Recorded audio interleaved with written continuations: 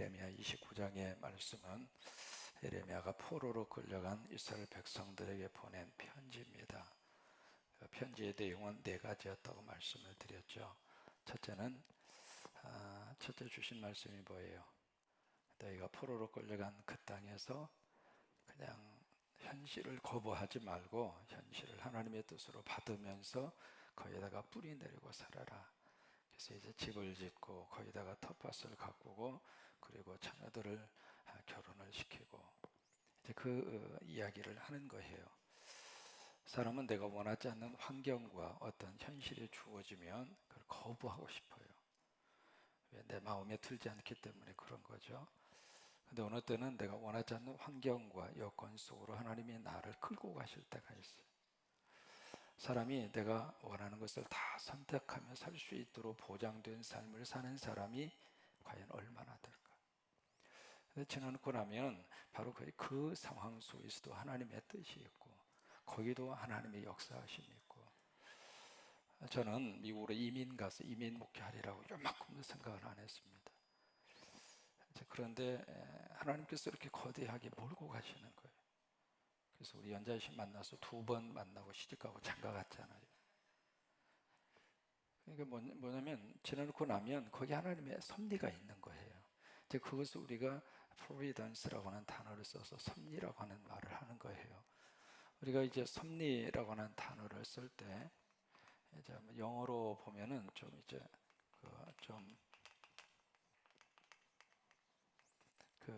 이제 프로비던스라고 하는 말을 영어로 쓰거든요. 이 프로라고 하는 것은 앞에라고 하는 뜻입니다. 앞에. 그 다음에 여기에 던스라고 하는 것은 뒤에다가 붙는, 이제 영어 시간에 좀 이렇게 배운 거 있잖아요. 뒤에다가 붙는 전미어입니다. 그 다음에 앞에 있는 이 중간에 B라고 하는 거, VI라고 하는 것은 영어로 말하면 to see라고 하는 뜻이거든요. 본다라고 하는 뜻이에요. 그러니까 원래 섭리라고 하는 이 단어의 뜻은 앞서서 미리 본다 그 말이에요. 우리가 하나님의 섭리 그 이야기를 하잖아요. 내 삶의 미래를 앞서서 볼 수 있는 분은 하나님밖에 없어요. 우리는 우리 인생의 미래를 절대로 앞서서 볼 수가 없어요.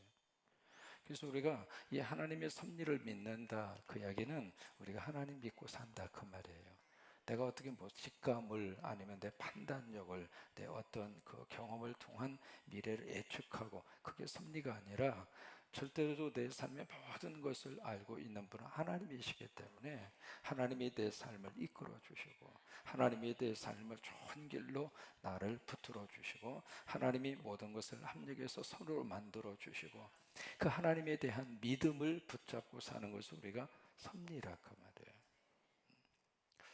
그래서 바벨론 땅에 그들이 포로로 끌려가게 된 것도 하나님의 섭리라 그 말이에요. 근데 그 섭리를 받아들이면서, 근데 받아들인다고 하는 것이 그렇게 어려운 거예요. 왜냐하면 좋은 것을 받아들이는 것은 누구든지 할 수 있어요. 내가 원하지 않는 거, 내 스스로 판단해서 내가 가지고 내가 지금 선택한 것도 아니고요. 그런 현실을 내가 받아들인다고 하는 것은 참 어렵습니다. 어려운데 어차피 둘 중 하나입니다. 인정하든지 거부하든지.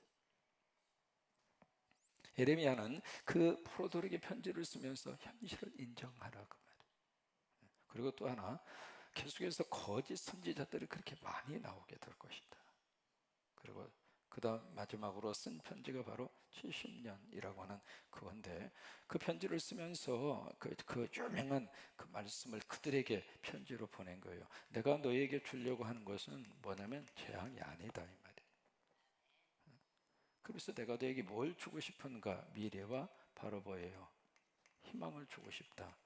이게 하나님이라고 하는 사실을 믿는다면, 우리가 믿는 하나님이 우리를 잘못 되게 하고 우리를 죽이려고 하고 우리를 나쁜 곳으로 끌고 가게 하려는 어떤 마귀와 사탄과 같은 본질을 가진 분이라면 우리가 하나님의 섭리 속에서 거부할 수밖에 없지만, 내가 믿는 하나님이 우리에게 미래와 희망을 주시는 하나님이라면, 지금 이 현실 속에서 내가 인정하고 받아들이기 힘들다 하더라도 거기에 하나님의 뜻을 붙잡고 너희가 거기서 하나님 의지하고 견뎌라 이 말이에요. 그럼 마지막 결론은 바로 미래와 희망이다 이 말이에요. 이제 그런 하나의 배경 속에서 그 에레미야 29장의 말씀을 그들에게 하나님께서 에레미야를 통해서 이제 보낸 거예요. 그러다 보니까 그 안에서 이제 거짓 선지자들이 일어나게 될 것이다. 어제 말씀드린 것처럼 아합과 시드기야라고 하는 사람이 거짓 선지자들이 일어나죠. 결국 그 사람들은 바벨론의 왕 느부갓네살에게서 화형을 당합니다. 오늘 만나는 사람은 바로 누구냐면 스마야라고 하는 사람입니다.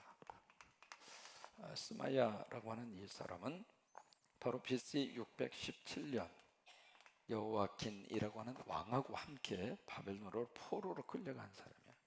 스마야라고 하는 사람. 이 스마야가 누구냐면 그 앞에 시드기야 있잖아요. 시드기야 형제입니다. 근데 이 사람은 이제 형제인데 이 사람은 바벨론으로 포로가 돼서 끌려간 거예요. 이 사람이 에레미야의 편지를 딱 받은 다음에 속에서 막 분노가 일어나는 거예요. 분노가 일어나면서 왜 분노를 일으키느냐면 우리 보고 포로 생활 죽을 때까지 하라 그 말이에요. 이 포로 생활이 쉽게 끝날 것 같지 않다. 여기다가 집 짓고 오래 살아라. 도대체 이럴 수가 있느냐.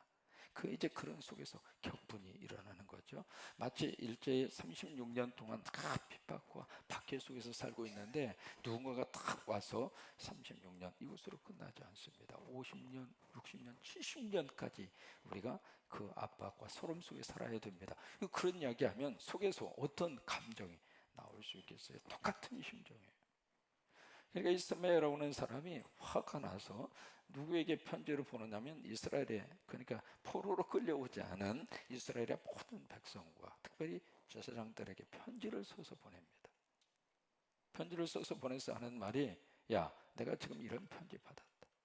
도대체 이 편지가 지금 제대로 된 편지냐? 그러면서 특별히 여기에 지금 이제 누구에게 편지를 하냐면 스바냐라고 하는 사람, 이 사람이 누구냐면 바로 그 성전의 감독관이다 그렇게 표현하고 있잖아요. 그 당시에 어떤 실질적인 권한을 가지고 있는 사람이에요. 그 사람에게 보내면서 스바냐, 너 기억해봐. 네가 지금 그 자리에 올라간 거 우연히 된 거 아니야. 다 내가 지금 밀어줘서 된 거 아니야. 그 이야기예요. 그렇게 해서 네가 그 자리까지 올라갔는데 지금 듣지 않으니까 우리가 이런 편지를 받았다. 세상에 기가 막힌 이 편지를 보낸 사람이 색출을 해서 여기에 그 일스마야라고 하는 사람이 보낸 편지의 내용 26절부터 28절까지예요. 그게 이제 스마야라고 하는 사람이 스바냐에게 보낸 편지입니다. 그리고 제사장과 백성들에게 보낸 편지거든요. 26절, 여호와께서 너를 제사장 여호야다를 대신해서 제사장을 삼아 여호와의 성전 감독자로 세우시면, 참 기가 막힌 표현을 씁니다. 모든 어떤 사람, 미친 사람. 여러분 여기 미친 사람이 지금 누구예요? 에레미야예요. 여기 지금 우리말 번역에는 미친 자 이렇게 되어 있습니다만은 원래 히브리 말은 메슈카라고 하는 말입니다. 메슈카라고 하는 말은 완전히 정신이 나가서 광난짓을 하는 사람을 메슈카라고 그래요. 그러니까 지금 에레미야를 향하여 저 미친 놈 날뛰고 있는데 지금 너 가만히 있는 게 너 지금 뭐 하고 있는 거냐 그 말이에요. 지금 미쳐서 날뛰고 있는 에레미야, 왜 너 지금 손보지 않느냐 그 말이거든요. 그러면서 선지자 노릇을 하는 자들 목에 씌우는 나무 고랑과 목에 씌우는 쇠고랑을 채우게 하심이거늘. 그러니까 감옥에 쳐넣어라 그 말이에요. 빨리 그것을 체포하고 구속해서 감옥에 쳐넣어서 더 이상 미친 짓을 하지 못하도록 네가 그것을 막으라 그 말이에요.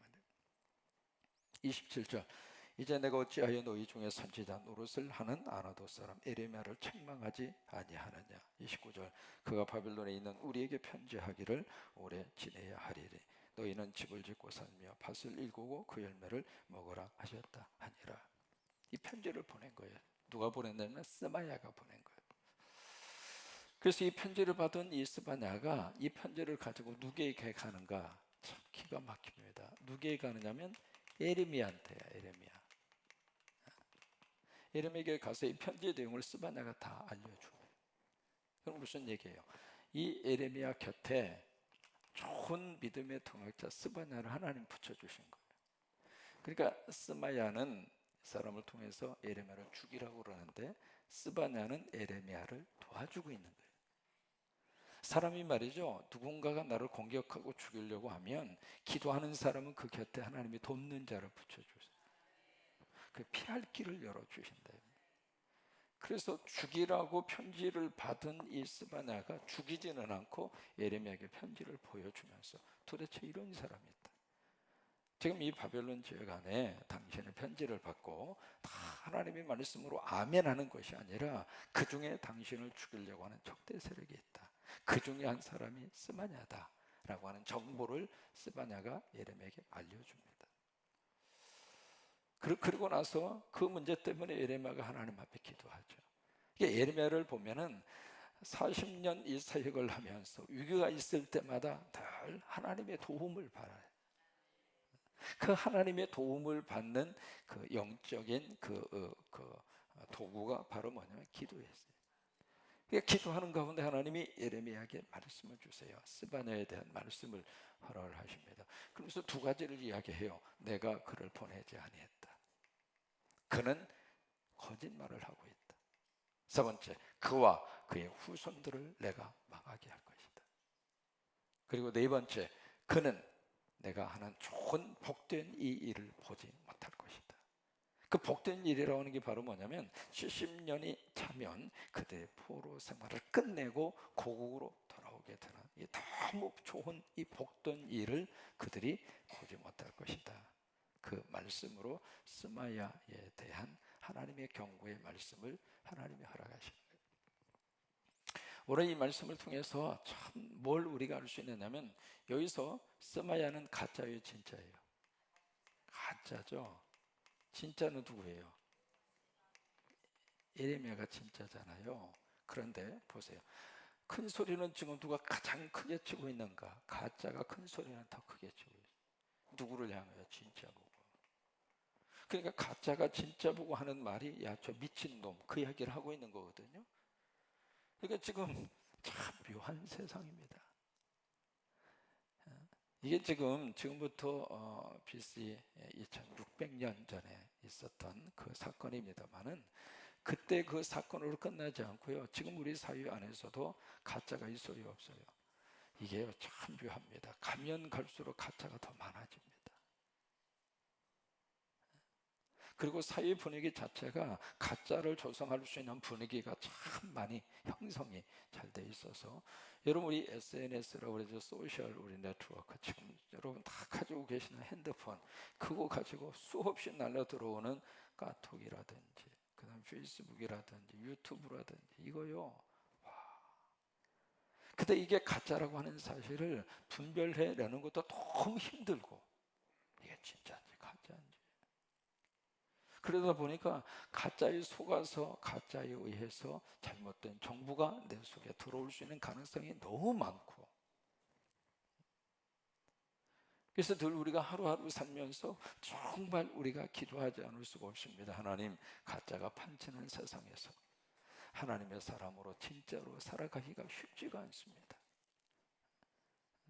내 곁에 있는 사람 중에 누가 진짜이고 누가 가짜인가? 아니, 이 그 질문을 스스로에게 던져보는 거예요. 나는 진짜인가 가짜인가?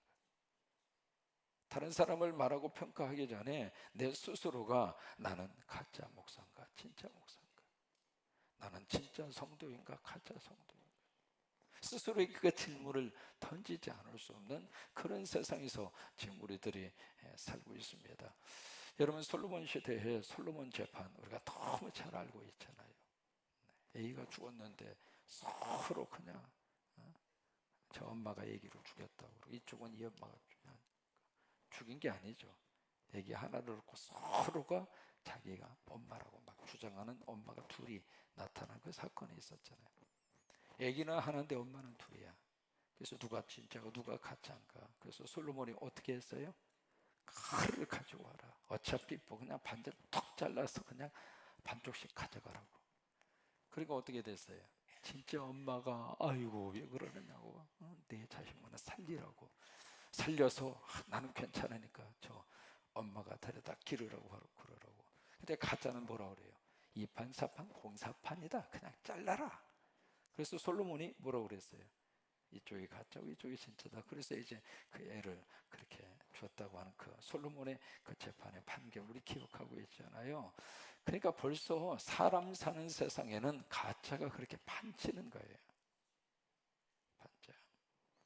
특별히 우리가 속아서는 안 되는 것이 있습니다. 그 중에 바로 뭐냐면 우리가 살면서 가장 우리 마음속에 소중한 것 중 하나가 행복입니다. 왜 우리가 열심히 일할까? 행복하게 살라고 일하는 거예요. 일하기 위해서 열심히 일하는 거 아닙니다. 어떻게 하면 우리가 좀 행복하게 살까? 물질이 있어야 우리 가정이 좀 행복하고, 물질이 있어야 자식들도, 그러니까 물질, 그 다음에 일, 그 다음에 회사, 그 다음에 직장. 그 일을 하는 목적은 그 회사, 그 일 그 자체 속에 있는 게 아니거든요. 거기에 대한 목적은 결국에 가서는 행복하기 위해서 하는 거예요. 근데 우리가 이 행복도 가짜 행복에 너무 많이 속아서 살아요. 이게 행복하다고 생각하고 쭉 그러고 평생 동안 모든 정열, 모든 거 다 바쳐서 열심히 했는데 나중에 보니까 그게 행복이 아니야. 여러분, 그러면 얼마나 억울합니까? 그래야 안 그래요? 그러니까 지금 이 마귀와 사탄이 주는 가짜 행복에 우리들이 속아서 사는 경우들이 너무 많은 거예요. 특히 우리 짝퉁 얼마나 많습니까? 제가 듣기로 루이보통이라고 하는 그 유명한 그거 있잖아요. 루이보통 있죠? 저는 안 가져봐서 몰라요. 뭐 그런 거 있잖아요. 그게요, 충격적인 뉴스. 99%가 가짜랍니다. 혹시 루이보통 있으면 가짜인지 진짜인지 한번 확인해 보세요. 이게 지금 가짜가 판치는 속에서 마치 가짜를 우리들이 가져야 진짜의 것을 얻을 수 있는 거죠. 진정한 진짜는 예수 그리스도 외에는 없어요. 다른 것은 있어도 그만, 없어도 그만해요. 그러니까 하나님께서 우리 삶 속에다 허락하시는 그 범위 안에서 예수님 진짜를 딱 가슴에 모시고 오늘 하루 행복하게 웃으면서 하나님의 섭리를 믿으면서 그렇게 사는 게 진짜 행복이라고 하는 거예요. 그 진짜 행복은 다 그냥 뒤로 다 내던져 버리고 세상적인 가짜 행복 속에 사로잡혀서 마치 내가 저것을 잡으면 내가 행복하리라, 내가 저것을 붙들면 내가 행복하리라, 내가 저것을 소유하면 행복하리라. 아니라 그 말이에요. 예수 그리스도가 내 안에 있으면 행복하는 거예요. 그 믿음의 가장 중요한 것을 여러분 절대로 놓치지 말고, 가짜가 판치는 세상에서 진짜의 행복과 진짜의 귀한 것을 붙들고 사는 우리가 될 수 있게 되기를 바랍니다. 사람이 왜 그렇게 자꾸 그런데 이제 속아 넘어가는가? 두 가지 때문에 그래요. 첫째는 경쟁 의식이고요. 두 번째는 바로 뭐냐면 비교 의식이에요. 이 두 가지가 가짜 속에 참 우리를 가짜에 속아 넘어가게 하는 그 암적 요소입니다. 다 그냥 경쟁을 하잖아요. 경쟁을 하다 보니까 그 경쟁 구도 속에서 내가 지지 않으려고 그 다음에 자꾸 비교해요. 그러다 보니까 가짜에 넘어가고 가짜에 속아서 그렇게 살아가는 그런 경우들이 많이 있습니다. 이 두 가지를 극복할 수 있는 방법은 바로 뭐냐면 두 가지를 우리가 붙들면 돼요. 첫째로 분수대로 살면 돼요. 한번 해보실까요? 분수대로 살자. 이게 수학을 좀 해야 돼. 분수를 좀 할 수 있어요. 분수를. 이게 분수를 잘 못해가지고 이게 분수인지 뭔지, 분수가 잘못되면 분수가 되잖아요. 이렇게 분수짓 하다가 보면 딱 가짜한테 속아서 살아요. 그게 행복이 아닌데도 불구하고 행복인 것처럼 분수짓을 하다가, 그런 경우에 사람 목회하면서 너무 많이 봤어요. 안타까워요. 그러지 말고 진짜 예수 그리스도의 행복을 가지고 있는 사람인데 뭐하러 그렇게 그냥 분수대로 살면 되는 거지. 하나님이 허락하신 대로 살면 되는 거지. 하나님이 2개 줬으면 2개 가지고 감사하고 2개 가지고 행복하고 2개 가지고 예수 잘 믿고 살면 됐지.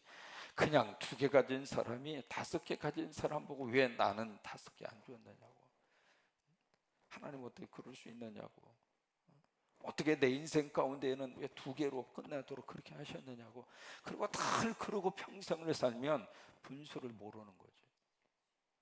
그러니까 분수대로 살면 돼. 아파트 10평이면 어떻습니까? 분수대로 그냥 감사하고 살면 되지. 이게 분수대로 살지 않아서 너무 힘든 경우, 이쪽에 도봉구에서 지역구 국회의원까지 하신 분이 계세요. 그분이 이제 LA 지역으로 이민을 오셨어요. 오셔가지고 이분이 이제 그 옛날에 뭘 하셨냐면 태창 필름 회사라고 그래서 외국에서 수입하는 모든 영화를 자막을 거기다가 해서 보급을 했던 사람이에요. 그러니까 좀 돈이 있는 사람이죠. 그래서 국회의원까지 했어요. 그래서 미국으로 이민 오셨거든요. 와가지고 거기에 베버리 힐스라고 전 세계적으로 가장 뭐 유명한 사람들이 많이 사는 그 동네, 그쪽에다가 집을 샀어요. 집 산 거 두고 뭐라고 그래요? 근데 이 양반이 사도 너무나 분수를 지나치게 산 거예요.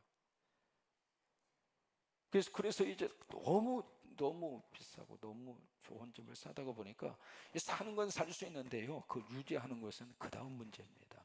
유지하는 것이 더 들어갑니다. 그래서 이분이 이게 돈 나가는 것은 금방 돌아오거든요. 돈은 잘 안 들어와도 나가는 거 금방 나가는 거거든. 그래서 이게 걱정이 돼가지고 그 소파에, 그냥 거실에 소파에서 걱정하다가 그냥 거기서 쓰러져서 자고, 그 다음에 아침부터 나가서 일하고, 그 다음에 소파에 들어와서 걱정하다가 소파에서 자고, 안방 한 번도 못 들어갔대요. 안방 들어갈 정신이 없어. 이 분수가 잘 안 풀리니까. 그래서 견디다 못해서 그 팔고요, 그랜데일이라고 하는 그쪽에 또 집을 샀는데, 내가 가서 보니까 그랜데일 집도 보통 집이 아니에요. 그래서 이제 줄여가지고 이제 분수고 살자 해서 그쪽으로 이사 가고 나서 겨우 안방으로 들어갔다고 그래요. 왜 그래요? 왜? 남 보여주려고? 그래서 뭐 할 겁니까? 분수대로 사는 분수대로. 그 다음에 우리가 여기서 벗어나려면 어떻게 하는가? 나대로 살면 돼요. 나는 나예요. 내가 남이 절대로 될 수 없습니다. 나는 나대로 내 인생을 사는 거예요. 남에 의해서 내가 그렇게 조절을 당하기 시작하면 내가 내 인생을 사는 게 아니라 저 사람의 비율을 맞추면서 저 사람을 위해서 내가 사는 것밖에는 되지 않는 거예요. 그렇게 살아서는 사람이 행복하지 않아요. 나는 나대로 살면 돼. 신학교 시절에 막 이렇게 설교 연습을 많이 했습니다. 거울 앞에다가 딱 놓고. 왜? 이게 설교자는 어떻게 했든지 설교 잘하고 싶은 욕심이 있고 잘하고 싶은 마음이 있잖아요. 그래서 거울 앞에 딱 놓고 내 영혼이 짤dem 같이 밤새 가찰되고 막 침을 막 튀겨가면서. 근데 이게 안 되는 거야, 안 되는 거야. 그 양반은 경상도고 나는 전라도인데 이게 발음이 되냐고. 한참 연습하다가 속으로 너 지금 뭐하고 있냐? 그쪽은 조시고 나는 차신데 이게 같냐고. 이게 우리가 이 두 가지의 것에 취해서 가짜 속에 빠지지 않기 위해서 다시 한번 강조합니다. 무엇대로 살아요? 분수대로 사세요. 하나님이 허락하신 은혜 안에서 감사하고, 남 보면서 그냥 경쟁하고 비교하고 그러지 마세요. 왜 그러면서 평생 가짜에 속아서 가짜의 덫에 걸려서 그렇게 살 필요가 뭐가 있어요? 분수대로 분수. 또 나대로 살아요. 나는 나예요. 절대로 남이 될 수 없어요. 오늘도 이런 은혜가 여러분 속에 넘치기를 주의 이름으로 축원합니다. 왜 이 말씀을 드렸는가? 이 스마야라고 하는 가짜, 이 가짜가 진짜 예레미야를 막 공격하다가 결국 이 진짜 예레미야를 통해서 하나님의 스마야를 쳐요. 여러분, 가짜가 끝까지 이길 것 같지만 그렇지 않습니다. 그렇지 않아요. 그러니까 우리가 가짜 속에 절대 속지 않기 위해서 경쟁의식과 비교의식 속에 어떻게 해서든지 내가 거기서 나와야 돼. 그 누가 이렇게 해줄 수 있는 게 아니거든요. 내 스스로가 그 속에 빠지지 않도록. 그래서 이걸 빠지지 않도록 하려면은 우리가 분수대로 살고 나대로 살고, 그렇죠? 나는 나대로 예수 믿고 예수 안에서 행복하게 살고 예수 안에서 감사하게 살고 예수 안에서 그냥 하나님 감사합니다. 그러고 살면 가장 좋은 거죠. 남 바라볼 필요가 없습니다.